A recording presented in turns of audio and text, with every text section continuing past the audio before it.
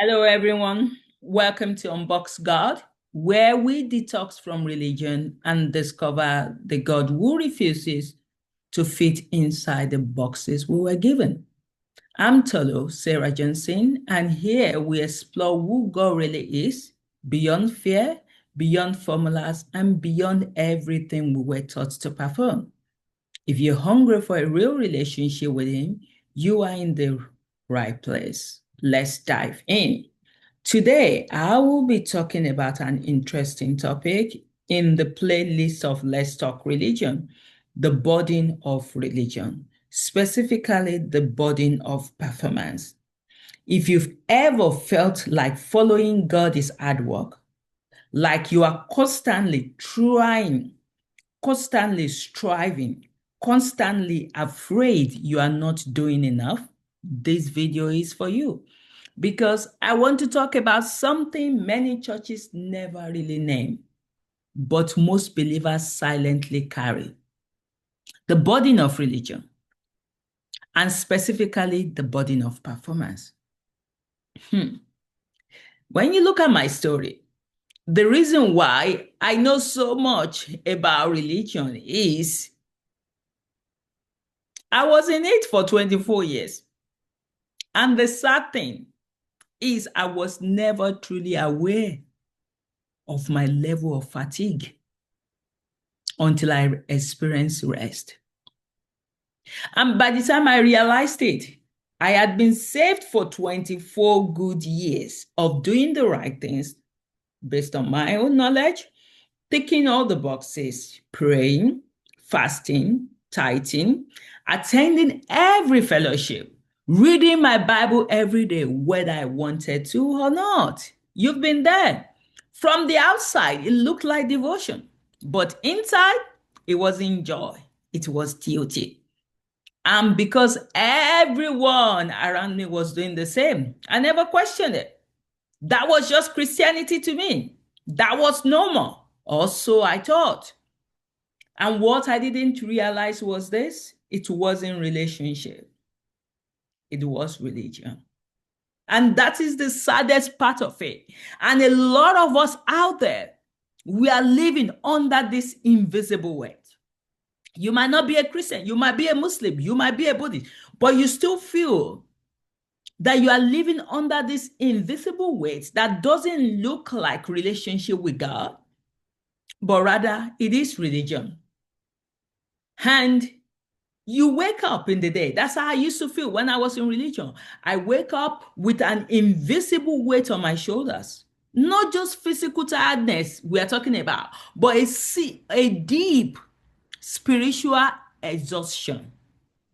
The weight of rules. Don't do this, don't do that. The weight of expectations. The fear of missing it. Oh my God, I was constantly always fearful of not going to hell. The fear of not doing enough. I honestly thought that was what it meant to walk with God, because everyone I admired seemed to be carrying the same thing. Always busy for God, always praying more, always doing more, always sacrificing more. So I assumed this heaviness must be spiritual. This must be the narrow road. This must be the cross. But it wasn't the cross of Christ. It was a chain of religion. And I'm forever grateful that 2 years ago, or a little bit over 2 years, heaven crashed into my life. If my husband did not pass on, if my husband did not go to heaven, if I wasn't able to meet Matthew Robert Payne, I would still probably be in the chain of religion. And Jesus said in his word, he said, "Come unto me, all ye that labor and are heavy laden, and I will give you rest. For my yoke is easy and my burden is light." Matthew 11, 28 to 30. And I've heard that verse for years. It sounded beautiful to me, comforting, not really, But it sounded beautiful that this is something that could be my life. But the more I spoke to heaven, the more the Father revealed his real self, the more I began to see that I was carrying a burden that the Father himself did not place on me. And now looking at 24 years of toiling in religion, sometimes I feel sad for myself. I feel like it was a wasted years, but at the same time, it's not wasted because if I've not experienced it, I wouldn't be here sharing my own testimony. Because religion had become like a chain wrapped around my mind and heart. And because of that, I kept following what religion is saying, like do more, pray longer, fast harder, prove you love God. I remember when my husband, first of all, passed away in 2023, May. I said I was going to throw myself into fasting and prayer, that maybe the more I fasted, the more God is going to forgive me and going to give me healing in my heart. But when I met the real God through my friend Matthew Robope, because Matthew, you might say, why do I keep mentioning Matthew Robope? He's a prophet that is able to carry the voice of God. And I've been able to speak to God through him as a vessel. He carries the voice. I ask God questions. And God kept telling me, Tolu, just walk with me. I don't need you to pray for 2 hours. I just need you to just stay with me for 5 minutes and have a conversation. All of these things that you've been saying, it is religion that's demanded it from you. I don't demand that from you. Which father would just want his children just to come and do blah, blah, blah, blah, blah, blah, pray for 1 hour and then walk away without having a conversation with them? Whereas I am staying and I'm waiting for my children to have a proper conversation with me. And you might be listening now. You might be tired. You might be worn out. You might be born out of religion. But Papa is saying, come to me. Get away with me, and you will recover your life like I have. I will show you how to take a real rest like I do now. I wouldn't lay anything heavy or ill-fitting on you, and you will learn to live freely and lightly. And this is not just a pretty paraphrase to me anymore. It is my testimony. I didn't realize how bound I was until God started to losing what I thought was just normal Christianity. I didn't know I was carrying a burden until he lifted it. So over the last couple of 2 years, God began to expose what I'd bowed to for so long. He started to show me the difference between his art and man-made systems, the difference between his leading and church control, the difference between conviction and manipulation. And I began to see things I hadn't seen before. Leaders using fear to keep people giving, rules being used to shame, not heal, people being rejected in the name of holiness, while others in hidden sin were quietly accepted because they fit the image. And I had mistaken religious culture for God himself. And God in his mercy started pulling that whole structure down around me, not to destroy me, but to free me. Because when you look at it, religion hurt people, and so many have walked away because they've been hurt. I've listened to a lot of deconstruction interviews, conversations on YouTube that people are sharing their real experience. These are real life that have been damaged by religion. I came across the story of a pastor whom I read his book. He wrote a book called Goodbye to Jesus. His name is Tim. I would love to get his real name.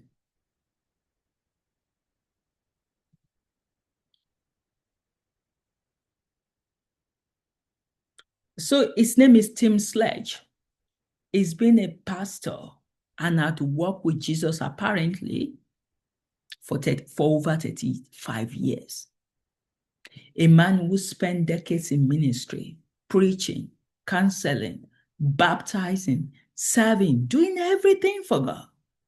And yet, after years of performance, pressure, and deep emotional dissatisfaction, he walked away, not just from a church, but from the faith altogether. He walked away from God. That is what he think he did. He thought he walked away from God. Why? Not because Jesus was cruel, but because the system that claimed to represent Jesus crushed him.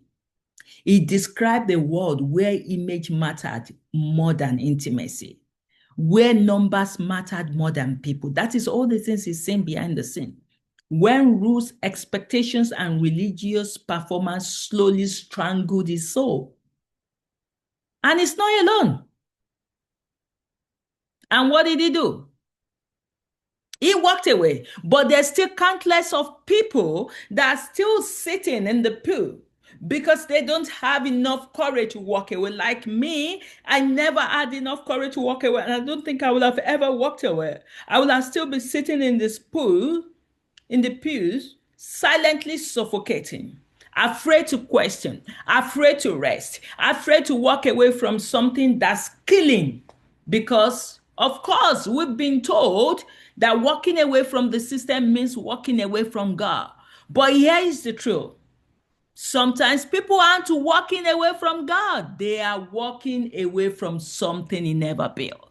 And this is what God was able to help me to understand, because in one of the conversations, I was so sure that when I asked God this question, that how could Tim Slegg, a pastor that's worked for you for 35 years, just walked away because he was done because of all the things that he has experienced behind the scene within the church that doesn't represent the love that the gospel was supposed to represent.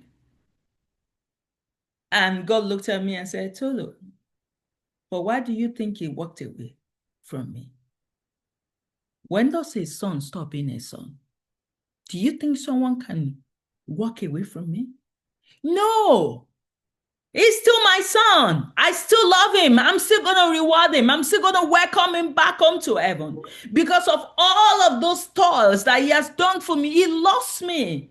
He was just fed up of the hypocritical lifestyle. He was just fed up of the performance that happens behind the scene. And it's still mine. And he was still going to come home to me because, Tolu, if I was a Christian today and I was living on earth, I would be an atheist as well. Because there's nothing. Today's Christianity is not the Christianity I wanted. It's not what I created. This is what religion has created. This is man-made rules, and it's so different from who I am. I've been represented in a wrong way. So if my people are walking away from that counterfeit God, whether they think they walk away from me, whether they think they walk away from the religion, I will still accept them because they are mine. Isn't that profound? That we have a Father that understands, that never gives up. Men, you've got it all wrong. You think God is a yea and no God. You sin, you go to hell. You don't sin, you come to heaven. God is far deeper than that. And there's no way you can know how deep God is without having a relationship with him. So I'm able to say this because I've experienced that real relationship with him, and I'm still walking in that journey because he keeps surprising me every day. And the real problem many of us carry is we often say the problem in the church today is sin. But I want to say this gently and clearly. The heaviest burden many Christians carry today is not sin, it's performance. I want to repeat it again. The heaviest burden many Christians or many religious people carry today is not sin, it is the performance. It's the quite suffocating belief that I must do more for God to love me. I must work harder for God to accept me. I must be perfect to be saved. People are turning up to church every Sunday, not because they feel free, But because they are afraid that if they miss a service, God will be angry. Afraid that if they give enough, if they don't give enough, God won't bless them. Afraid that one mistake will disqualify them from heaven. You know, I had someone that was really close to me, and the person said, Tolu, God is blessing you because you are giving. I said, no, I don't want that, please. God is deconstructing, is working in me, taking away all these wrong beliefs that I've inculcated over the years, thinking that my God desires me to do something for him. No, it's not blessing me because I'm giving. Yes, it's good for me to give, but do not give with the expectation of God is going to pour more tenfold or hundredfold because you've given. Give because you're supposed to give and leave the rest for God. And don't have that mindset that you have to give for God to bless you. That is not the gospel. That is bondage dressed up as devotion. And I know it because I live there. Because for years, I believe I had to fix myself before I came to God. And God is telling me now, come as you are. I will accept you. I had to be clean enough before I could be close. Can I ever be clean enough? No, I will still always have the stains of sin. But I am clean by the precious blood of Jesus that has covered me. I had to earn his favor with sacrifice, obedience, and endless doing. I prayed, I fasted, I served, I obeyed. But deep down me, I still felt like I was behind. I wasn't measuring up. God loved me, but maybe he was a little disappointed in me. That thing was always coming to my mind. And church many times didn't ease that. It intensified it. The messages I heard, even when it wasn't always said overtly, was you are not holy enough yet. You are not giving enough. You are not doing enough. So slowly the focus moved from who God is to how hard I was trying, what Jesus did to what I needed to do next. And when people still wouldn't give, still wouldn't serve, still wouldn't perform at the expected level, many leaders turned to the most powerful control tool of all: fear.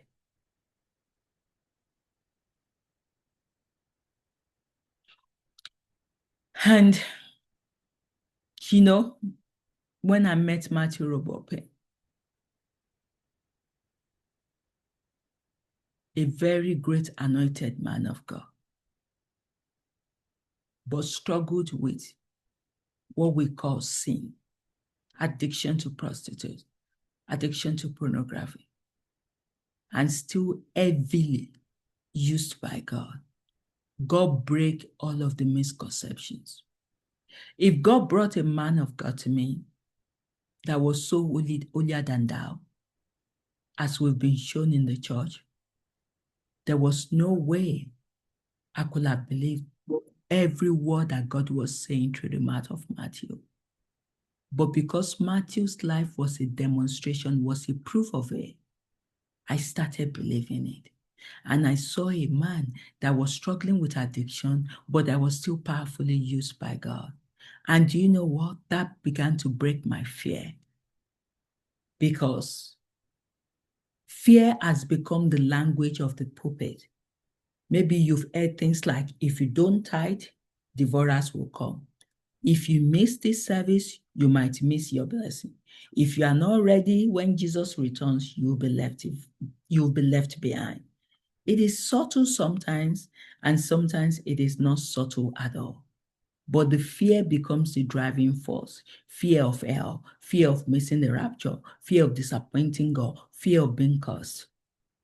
I remember hearing of someone dying and instantly thinking, what if I'm next? That was what I was thinking. Will I say, am I ready? There's no day I go to Facebook, somebody else has gone. Have I done enough to be saved? Imagine living in that constant fear.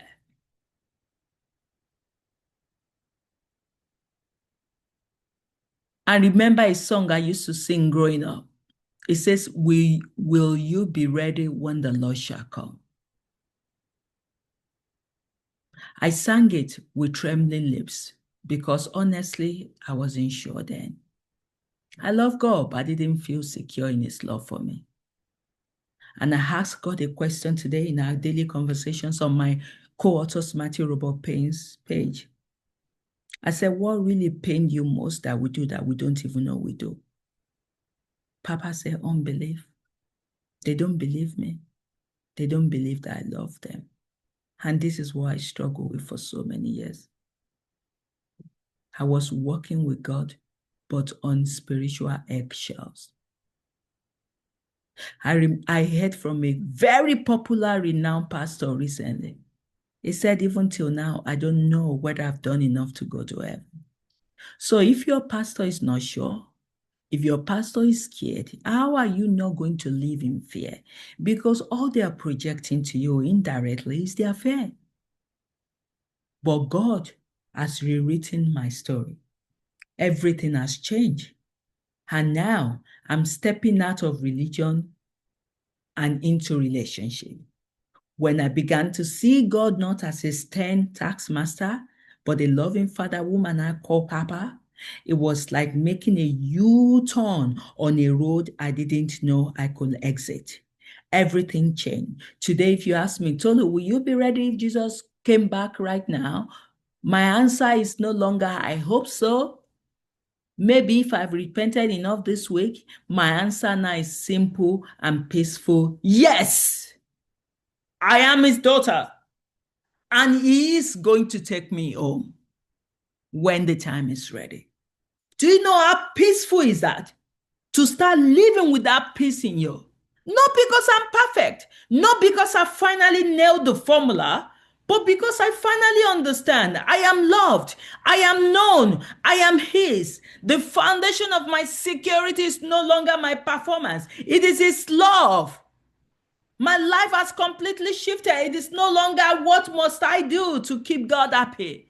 What must I sacrifice to stay safe? Now it's how can I respond to the love I've already been given? How can I walk with the one who truly enjoys me? I'm not serving him out of obligation anymore. I'm not taking boxes to calm my fears. I'm serving him because I want to. I love him. I'm genuinely happy in his presence. I've discovered a father who says, come near, sit with me, tell me everything. I'm not here to inspect you. I am here to love you. And I honestly believe any child who truly sees God like that won't run from him. They will run to him.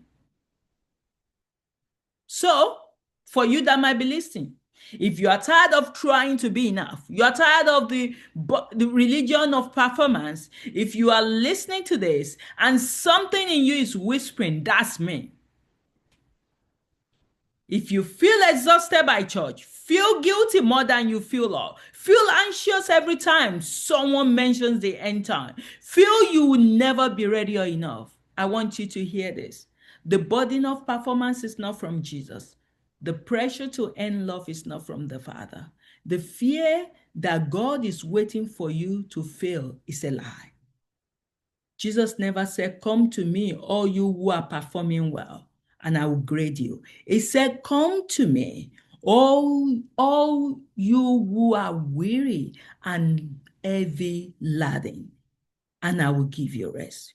Religion will tell you, do more, and maybe you'll be accepted. But Jesus is saying to you now, my Papa is saying to you now, you are loved. Walk with me, and I will teach you how to live freely and lightly. And it's so simple. Just live a simple life. Love people around you and continue to speak to him. And this is a simple invitation. This video isn't about attacking churches. It's not about promoting rebellion. It's about freedom. Even though the church calls it rebellion. But Papa sees it as freedom. Jesus sees it as freedom. Holy Spirit sees it as freedom. Freedom from religious pressure, from constant performing, from fear-based obedience, and freedom into real relationship. Honest conversation with God. Rest in your identity as his child. So if this resonates with you, you can start right where you are. You don't need a special building. You don't need a perfect prayer. You can just say in your own words, Jesus, I am tired. I am tired of trying to earn what you've already given me. Teach me your rest. Loosen the burden of performance of my life. I want to know you, not just work for you. Show me the Father's heart. Help me to live loved, not scared. And that's where it begins, not with a performance, but with honesty. If this spoke to you, stay with me on this journey. We are going to be talking about healing from religious trauma, discovering the real heart of the Father, and learning what it means to walk with God without the heavy yoke of man-made tradition. You were never created to live under the crushing weight of performance. You were created to be loved. And once you taste that rest, you will never be satisfied with religion again. And I hope this message has blessed you. God bless, and I love you.